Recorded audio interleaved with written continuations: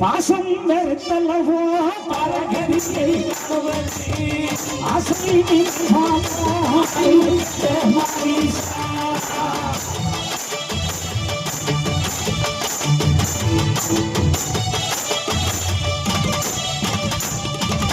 பாசம் வெறுத்தல்லவோ பரகதியை காணுவது இறைவன் அடைய வேண்டும்னா மனைவி மக்கள் சொந்தம் பந்தங்கிற பாசம் இருந்தா அவனுடைய திருவடி அடைய முடியாது. அட கடவுளே, நாங்க போது அப்படித்தானே வாழ்றோம், குடும்பத்துல போய் கோயில கும்பிடுறோம், போய் அப்ப கடவுள் திருவடி கிடைக்காதா? நீ கும்பிடுறது தப்பே இல்லை. குடும்பம் அவரே சொல்லிட்டாரு, மக்களை நீங்கள் எல்லாம் வாழ்வுண்டம் பதிக்கணும், மக்களையும் சேர்த்து பேசிக்க, அவர் வாழ வைப்பார். ஆனா அவன் திருவடி வேணும்னா பாசத்தை வெறுத்தணும்.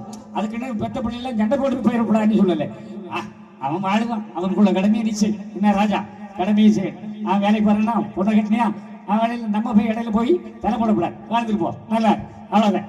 எல்லாத்தையும் உரிய காரியம் முடிச்சாச்சா, இனி இறைவனை தேடு தேடு தேடு தேடிக்கிட்டே இருக்கும். அந்த நிலைமையில தான் வரும். என்ன செல்வம் சரிதானா? அந்த நிலையில இருக்கணும். அதுக்காக தான் வந்திருக்கிறேன். அதான் சொன்னேன், அஞ்சு வீடு அழியுதடா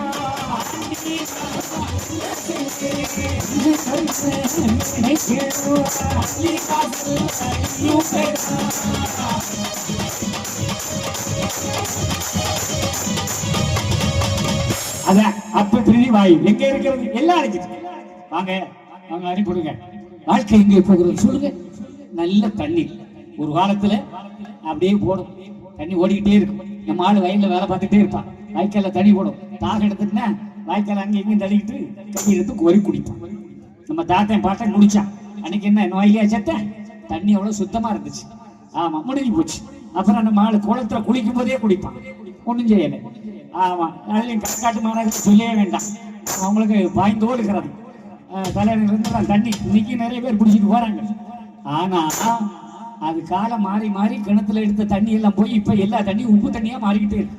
பூமியிலே எல்லா நீரும் உவரி நீராக மாறுகிறது. காரணம் என்ன? முன்னால ஒரு இடத்துல போர் போட்டான். ஐயா சொன்னாரு, கிணறு பாழாகும்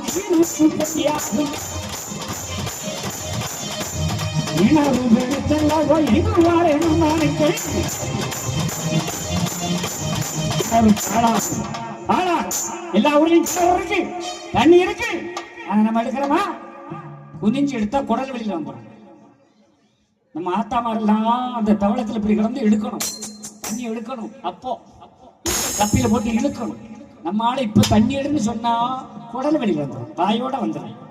அதனால ஒரு அம்மாவும் இப்ப தண்ணி எடுக்காது. அவ்வளவு பேர் இப்ப எனக்கு சாம்பிடுவான். அவன் வாயில இருந்தாலும் மண்ணில் போட்டு தண்ணி எடுக்க சொல்லாம பாரு.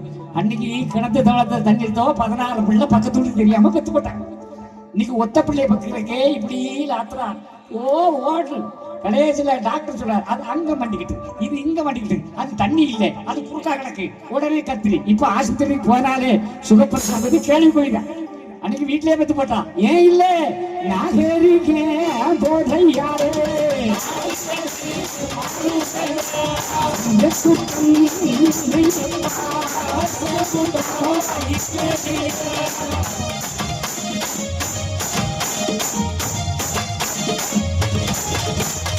எல்லாம் நாகரீகம் மாறி போச்சு.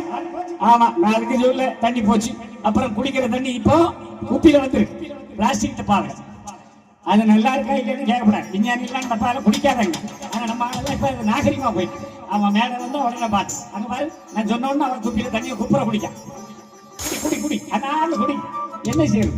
குடிமகளே, நீ குடிமகளே. வேற என்ன? நம்ம குப்பியில குடிக்கும். நம்ம பேரை எப்படி குடிக்க போறானோ, எங்க குடிக்க போறானோ. தண்ணிக்காகத்தான் நாட்டை சட்டை வரும் போது தெரியும்னு சொல்றாங்க உலக போரு. ஆனா அந்த நிலைமைக்கு தான் தண்ணிக்கிட்டு போகுது. அப்ப இப்ப சொல்றா, நான் உனக்காண்டி தண்ணீரை கொடுத்தேன், நீ கெடுத்துட்டியே. உரத்தை போட்ட, விஷத்தை போட்ட, தோண்டி தோண்டி தண்ணியை வைக்க ஆரம்பிச்ச. இப்ப தண்ணி இல்லை. அப்ப பாழாக்குறது யாரு? பகவானா? நாமதே. சரி, நெருப்பு நல்லா இருந்து அன்னைக்கு நம்ம ஆத்தா களக்காட்டு மலைக்கு போயிட்டு சுள்ளி கம்பெல்லாம் பொறிக்கிட்டு வந்து அழகா பானை வச்சு மண்பானை வச்சு சோறு பொங்கி ஊதி ஊதி பொங்கி எடுத்து தருவா, தின்னோம். இப்ப எந்த ஆத்தா ஆளாவது கம்பு வர போட்டு இருக்கே இருக்கு.